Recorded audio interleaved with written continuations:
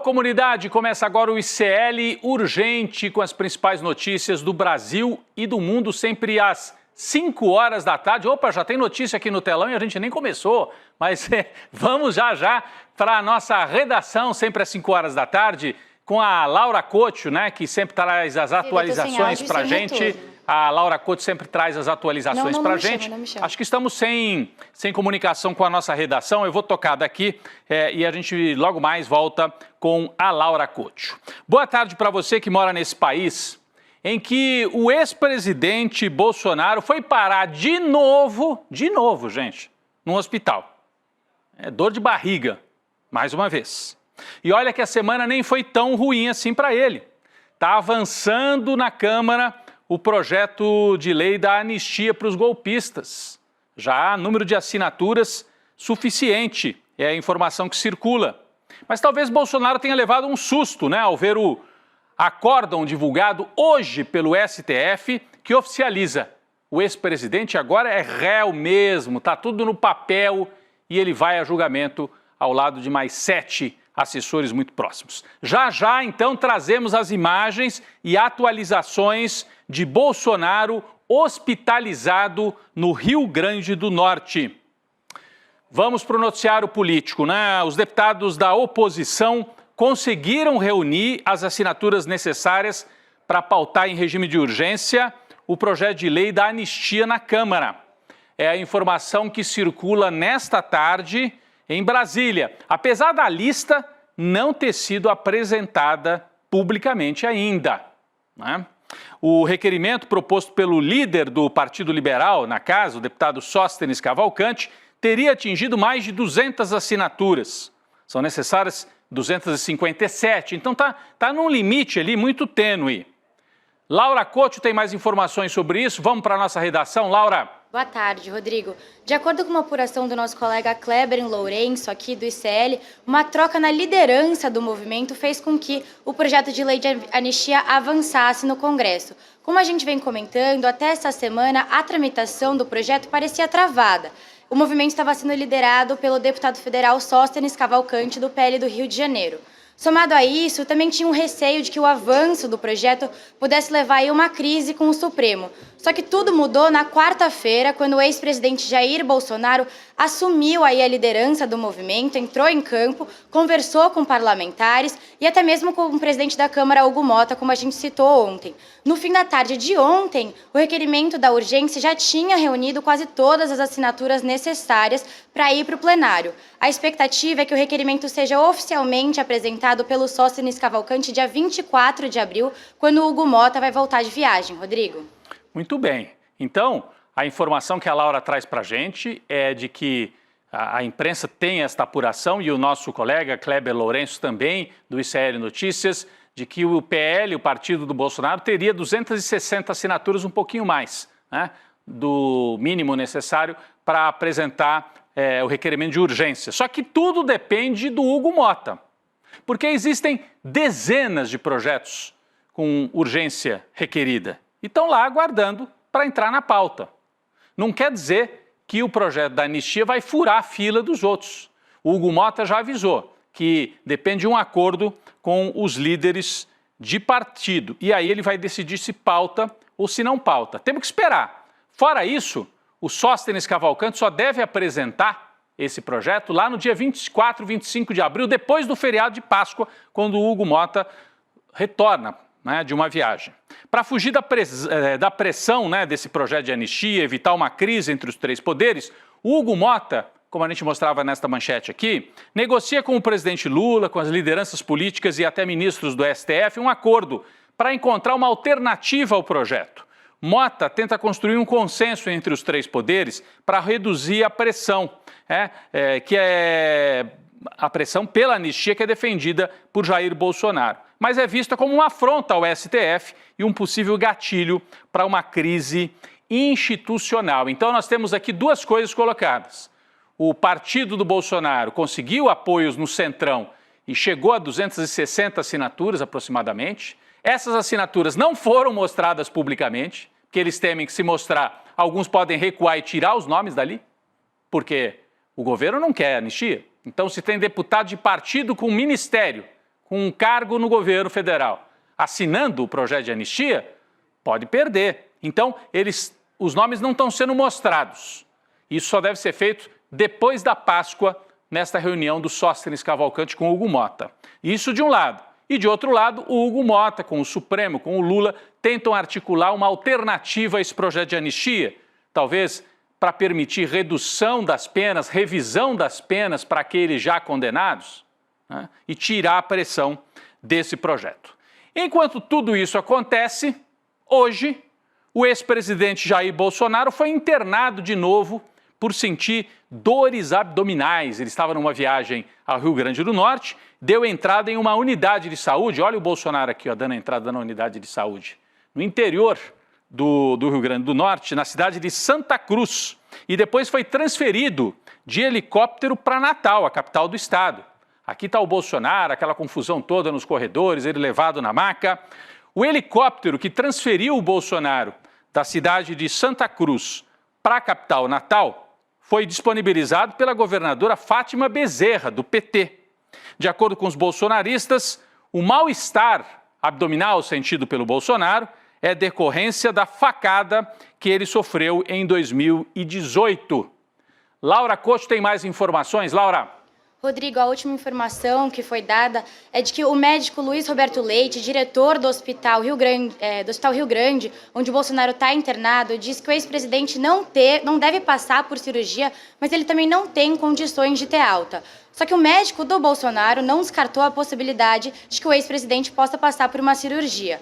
O Valdemar Castaneto, que é o presidente do PL, informou que está esperando uma autorização médica para que um jatinho transfira Bolsonaro do Rio Grande do Norte para São Paulo. Bolsonaro estava numa viagem no Nordeste para fortalecer aí o PL, que é o seu partido, na região. O projeto foi batizado com o nome de Rota 22 e consiste em uma série de visitas e seminários pelo país, começando justamente pelo Rio Grande do Norte, Rodrigo.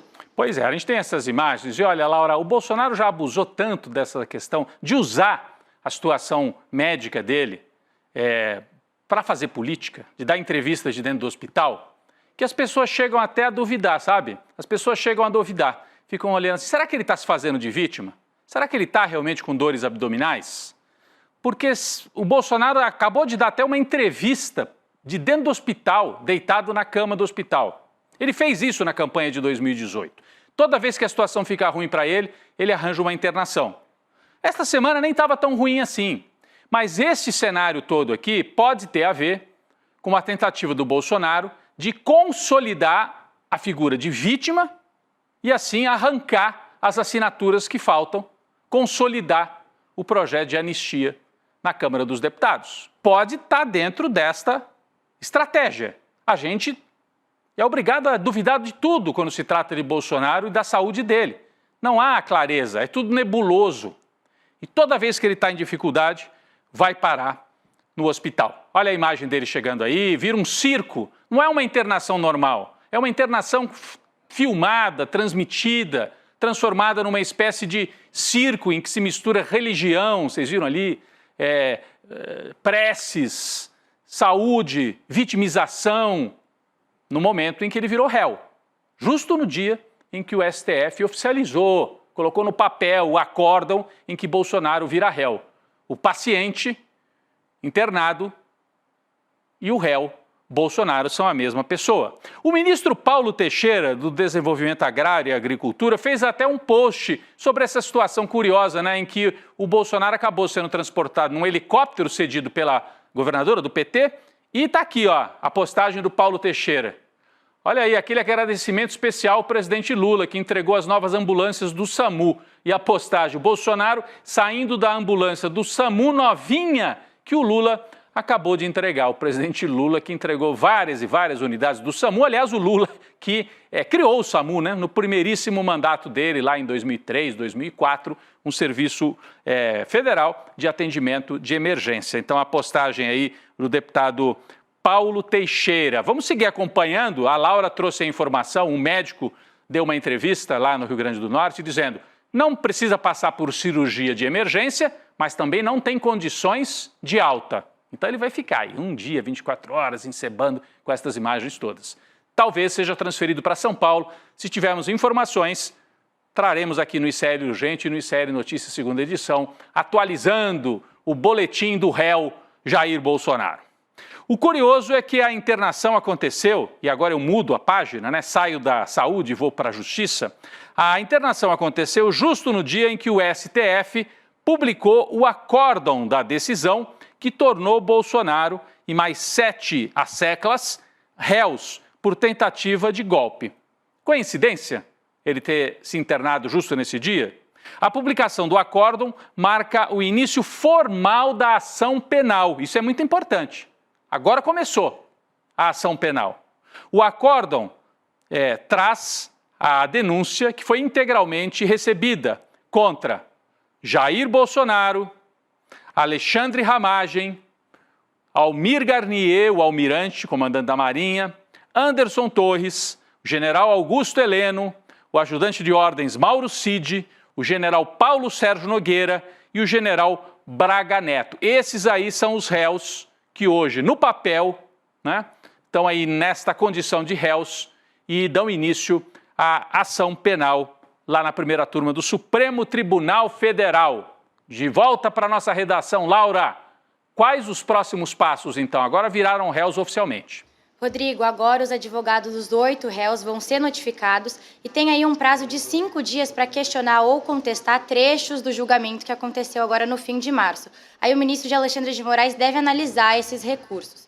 Depois disso, o caso passa efetivamente a tramitar no Supremo. Nessa etapa, a defesa e a acusação vão inquirir testemunhas, solicitar mais provas e apresentar as alegações. No final dessa etapa, o STF vai ao julgamento do mérito, que vai decidir aí se os réus vão ser condenados ou absolvidos. A expectativa é que o julgamento ocorra no segundo semestre desse ano, entre os meses de setembro e outubro. Até lá, a regra é que os réus respondam à ação penal em liberdade. Rodrigo. Muito bem, Laura. Essa previsão setembro ou outubro é inclusive encampada pelo Cacai, né? O advogado Cacai, que é colunista, que é comentarista aqui do ICL Notícias, segunda edição, todas as segundas-feiras. Ele sempre disse isso. Entre setembro e outubro acontece o julgamento. Depois tem ainda recursos, embargos, etc. Mas o Cacai aposta que até comecinho do ano que vem todos os recursos estarão julgados e os réus, se condenados, estarão prontos para ir para cadeia. Aí não vai ser hospital, vai ser cadeia mesmo. Olha, gente, notícia de última hora. Nós temos uma atualização de agora, alguns minutos, sobre o caso do deputado Chiquinho Brazão, que se tornou réu por ser acusado de ser o mandante, ou um dos mandantes, da morte da vereadora Marielle Franco em março de 2018. Novidades, portanto, sobre o caso do Chiquinho Brazão. Laura Couto atualiza para a gente, por favor. Rodrigo, agora há pouco, o ministro Alexandre de Moraes concedeu prisão domiciliar para o deputado Chiquinho Brazão. A defesa tinha alegado problemas de saúde, ele estava em prisão preventiva. O Brazão ainda tem que seguir medidas cautelares, como o uso de tornozeleira eletrônica, não utilizar redes sociais nem por celulares de terceiros. Além disso, o deputado está proibido de ter contato com os demais envolvidos aí no caso e de conceder entrevistas. Rodrigo. Portanto, o Alexandre de Moraes alivia a situação do Chiquinho Brazão. Você viu a imagem dele ali enquanto a Laura falava. É um dos dois irmãos Brazão, né? Um é deputado, o outro era ministro do Tribunal de Contas do Estado. O Domingos Brazão é o irmão do Chiquinho. Então, Chiquinho e Domingos Brazão. Mas a prisão domiciliar foi concedida para o deputado Alexandre de Moraes, dando uma aliviada aí para esse bolsonarista. Vamos seguir acompanhando esse caso. Vamos falar agora da fala, né? A fala da ministra das Relações Institucionais, Gleisi Hoffmann, sobre anistia para os golpistas. A fala de Gleisi causou certa revolta em Brasília. Ela disse ontem, abre aspas, ser defensável do ponto de vista de alguns parlamentares discutir anistia ou redução de pena para envolvidos no 8 de janeiro. E disse mais, abre aspas, a gente até pode fazer essa discussão no Congresso. Isso foi visto como, assim, cedeu demais antes da hora, falou demais, falou o que não devia. Laura Couto, qual foi a consequência dessa fala da Gleisi Hoffmann lá em Brasília? Ela mesma acabou se retratando, né? Rodrigo, os ministros do STF, integrantes do Palácio do Planalto, não reagiram muito bem a essa fala da Gleisi, como você mencionou. Hoje, em entrevista ao blog da jornalista Andréa Sadi, a ministra das Relações Institucionais disse que fez uma fala mal colocada sobre a anistia e que não cabe ao Legislativo aí revisar a pena dos condenados. Vamos dar uma olhada aí no que ela falou. Ela disse, abre aspas, o que eu quis dizer é que cabe ao Congresso fazer a mediação com o Judiciário das questões envolvendo o 8 de janeiro, dessas reclamações que parlamentares estão fazendo sobre as penas elevadas. Conversar, sim, cabe ao Congresso, mas revisar a pena é Judiciário. Não tem anistia nenhuma, como quer Bolsonaro. No X, a Gleisi também reafirmou sua crítica ao projeto da anistia, que busca a impunidade do ex-presidente Jair Bolsonaro e dos comandantes do golpe.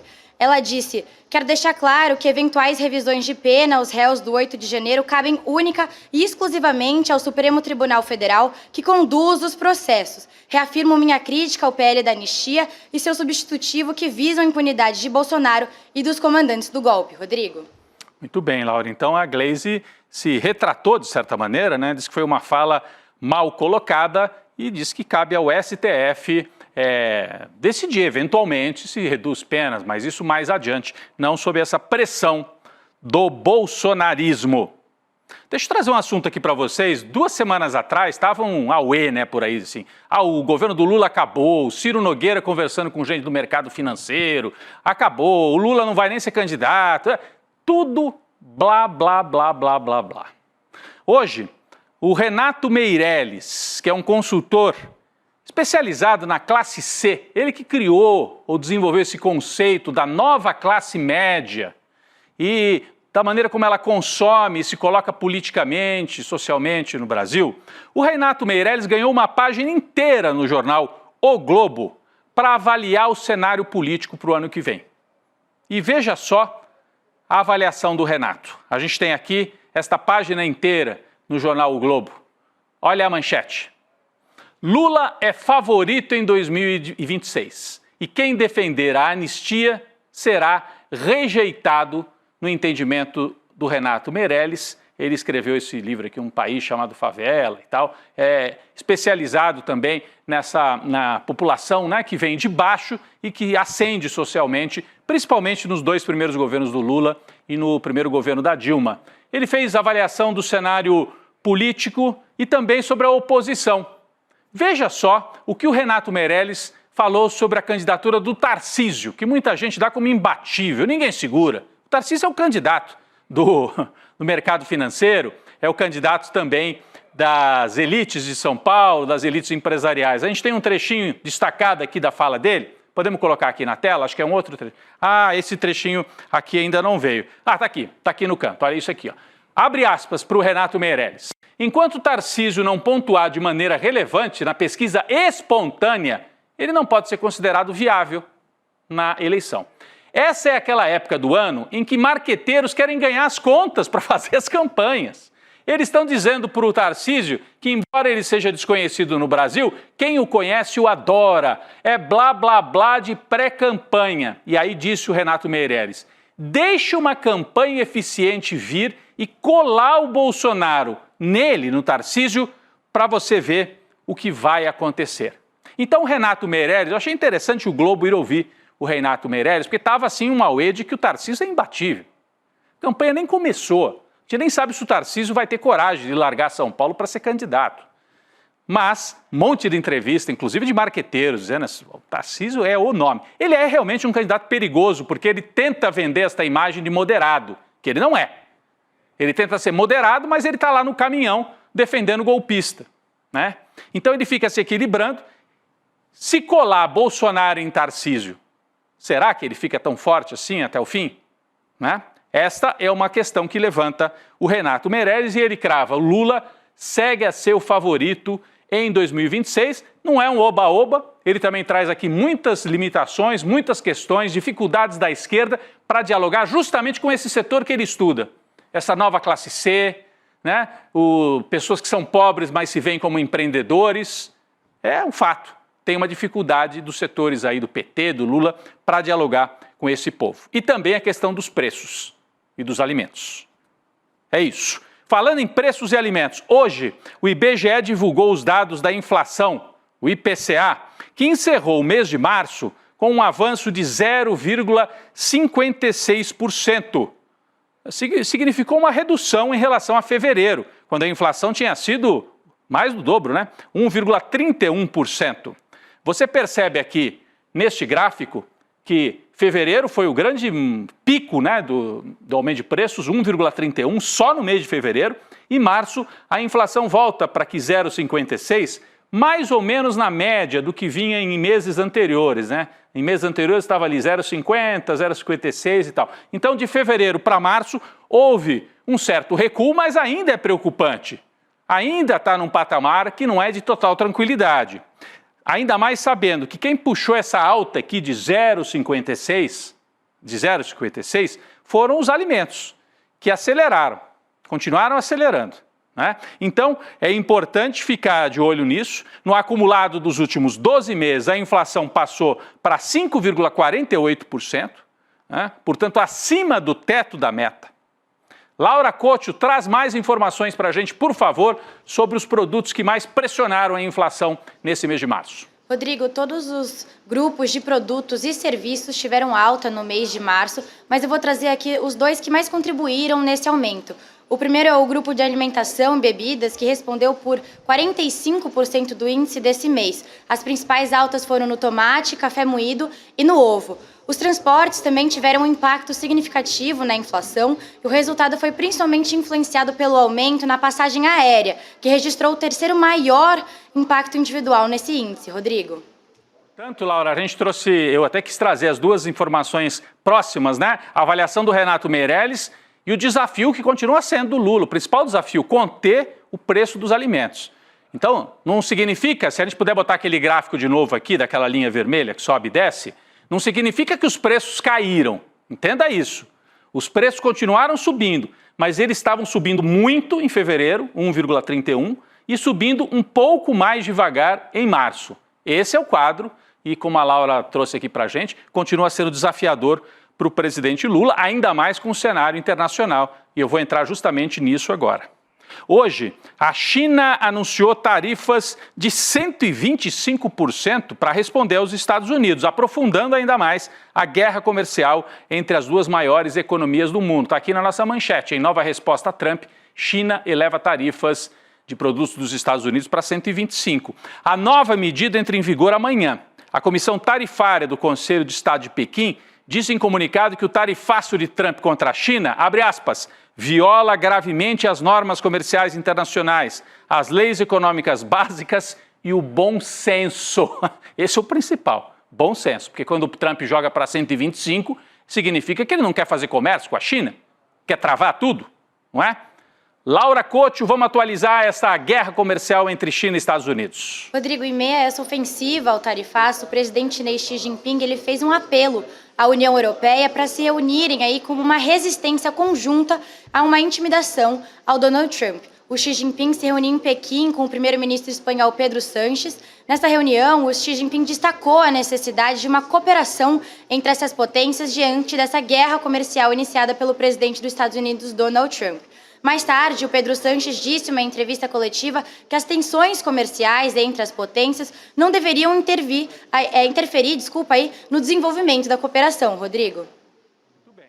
E a gente teve mais um anúncio hoje, você falou aí da questão política, né, a figura do Xi Jinping. Eu gostei do jeito que a Laura falou, uma pronúncia assim bonita, Xi Jinping, né? Mas a Tesla, empresa de propriedade de Elon Musk, deixou de aceitar pedidos para vender carros dos Estados Unidos para a China. Né? A Tesla fazia essas encomendas, né, de carros produzidos nos Estados Unidos e entregues lá para os chineses, encomendas lá na China. Está aqui, ó, manchete do G1. Na China, a Tesla suspende venda de carros importados dos Estados Unidos. É uma consequência da guerra comercial que atinge o Musk, que é assessor do Trump. Será que ele está feliz com isso? Está deixando de faturar. Está deixando de vender para o maior mercado do planeta, o mercado chinês. Em outra frente dessa guerra comercial, a China já está acelerando a compra de soja de quem? Do Brasil, de soja brasileira, como um meio de evitar a produção de soja dos Estados Unidos. A soja é a principal base da alimentação de suínos e aves na China. E os suínos e as aves são a principal fonte de proteína dos chineses. Eles precisam da soja para alimentar os seus rebanhos de suínos e de aves. E aí vão buscar onde isso? Cada vez mais no Brasil. Pelo menos 2,4 milhões de toneladas de soja foram contratadas no início desta semana. Ou seja, os chineses ligaram para os brasileiros aqui e falaram: reserva aí para mim.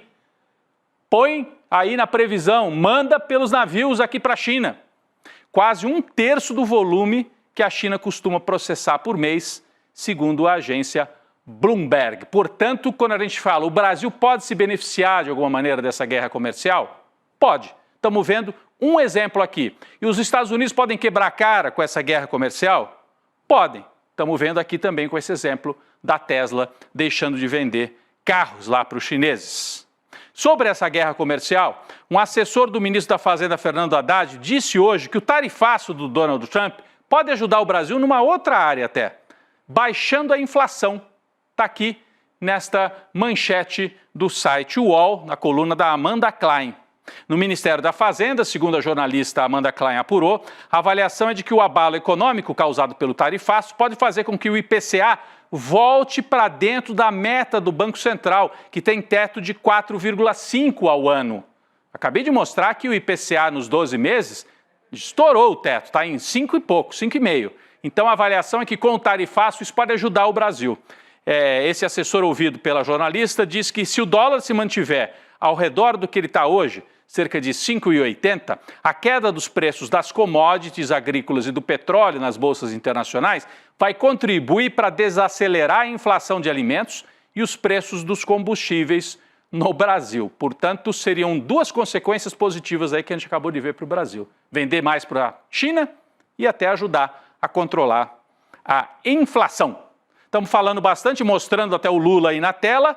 O Lula já tem enrosco, hein, gente? Já tem enrosco envolvendo o novo ministro das Comunicações. Saiu Juscelino Filho e entrou Pedro Lucas Fernandes, do União Brasil do Maranhão. Ele deve assumir o cargo depois da Páscoa. Mas, segundo uma reportagem publicada hoje, o Pedro, novo ministro, o deputado Pedro Lucas Fernandes, direcionou 30 milhões de reais em emendas parlamentares para a cidade de Arame, no interior do Maranhão. Cidade de 25 mil habitantes que é administrada por quem? Pelo paizão dele. Então ele mandou as emendas para a cidade administrada pelo pai. É a nossa chamada aqui. Começou mal, hein? Quer dizer, isso aí foi antes dele virar ministro. Mas é a notícia que está hoje no UOL. Laura Couto. Rodrigo, a cidade de Arame é governada desde 2021 pelo Pedro Fernandes, que é do União Brasil, que é o pai do novo ministro Pedro Lucas, e ele é ex-deputado federal também pelo Maranhão, o Pedro Fernandes. Os recursos, eles foram repassados desde 2020 e foram principalmente direcionados aí para obras de pavimentação. O Pedro Lucas, ele foi parlamentar que mais direcionou recursos para o Maranhão durante o governo Bolsonaro com o chamado orçamento secreto. Os repasses foram feitos pela emenda de relator, que é um instrumento que hoje é proibido pelo STF desde o final de 2022, na verdade, por conta aí da falta de transparência. Rodrigo. A gente está falando das emendas, Laura, tem esse caso envolvendo o novo ministro do Lula, que nem tomou posse ainda. Só para deixar claro sempre, é um escândalo, se é que é um escândalo, a gente tem que aguardar. É anterior à nomeação, mas de qualquer maneira lança luz sobre o que são esses deputados que vão assumindo vagas aí no Ministério, né? Estamos falando de emendas. A presidente da Câmara de Vereadores de Santa Cruz do Sul, no Rio Grande do Sul, Nicole Weber, afirmou que recebeu uma emenda parlamentar de 1,3 milhão de presente. Que é dinheiro público, mas ela disse que ganhou de presente do noivo dela, o deputado federal Covatti Filho, que é do Partido Progressistas, o PP, do Rio Grande do Sul. Laura, explica isso pra gente. Apareceu ali a imagem da vereadora lá de Santa Cruz do Sul, né, no interior do Rio Grande do Sul, e do noivo dela, que mandou de presente essa emenda. Laura, explica melhor. Pois é, Rodrigo, essa informação foi divulgada pela própria Nicole, pela própria vereadora, num grupo de WhatsApp que ela tem com seus eleitores. Ela disse o seguinte: vim dar uma ótima notícia. Existe um problema na parte elétrica do hospital que precisa ser resolvido e é muito caro. Mal eu sabia que isso podia ter sido resolvido dentro de casa. O deputado Covatti Filho, que é meu noivo, me deu de presente R$ 1.300.000 para que eu repassasse para o Hospital Santa Cruz. Veja aí o que ela falou, Rodrigo. A emenda ainda não foi registrada no sistema, mas caso ela seja confirmada, será o maior repasse parlamentar recebido pela cidade desde agosto de 2021. Na prática, não tem nenhuma ilegalidade aí nesse trâmite, mas o Supremo vem cobrando por mais transparência nesses repasses, como a gente acabou de comentar. A vereadora deve se casar com o deputado no mês que vem, Rodrigo. O amor é lindo, o repasse das emendas nem tanto. Laura, você acha que investir... Você acha, Laura, que investir e fazer o seu dinheiro render é coisa de milionário, Laura? Pois eu conheço um cara que vai te mostrar que investir não tem nada a ver com isso. Vou até mudar aqui para outra câmera para te mostrar melhor aqui no telão. Isso. Eduardo Moreira. Eduardo Moreira tem mais de 20 anos de experiência no mercado financeiro e preparou uma aula incrível sobre investimentos, feita para qualquer pessoa entender, mesmo quem nunca abriu sequer uma caderneta de poupança. Aprenda tudo o que você precisa saber para começar a investir, mesmo nesse cenário de turbulência, e está aí na tela, né? O Investidor Mestre, que é esta aula aberta que o Eduardo Moreira vai dar, acontece na próxima terça-feira, dia 15, às 8 horas da noite. Como é que você participa? Você pode colocar o seu telefone aqui, aqui, no QR Code que está na tela, né? E abre um campo que você preenche com o seu e-mail. Ou iclurgente.com.br. Também abre um campo para você colocar o seu e-mail e assim a equipe do ICL vai te avisar. Olha, Investidor Mestre, nessa terça-feira, 8 horas da noite. É isso, gente. Tá feito o convite. Faz agora e você, né, aprende. O Edu vai falar muito sobre essa turbulência toda que nós estamos vivendo, as tarifas e como é que você sobrevive no meio desta confusão. Vem aí o ICL Notícias, segunda edição. Laura Couto, obrigado por mais uma semana. O nosso programa aqui, hein, Laura? Completou um mês, né? Já temos um mês, não é? É isso aí. Sim, ontem a gente completou um mês. Obrigada, Rodrigo. Boa sexta-feira, sextou e bom final de semana para todo mundo. Valeu. Chico Sá, Roberta Garcia já estão ali atrás. Juliano Medeiros também participando do N2 que começa daqui a pouquinho. O ICL Urgente volta na segunda-feira. Valeu, bom fim de semana para todos.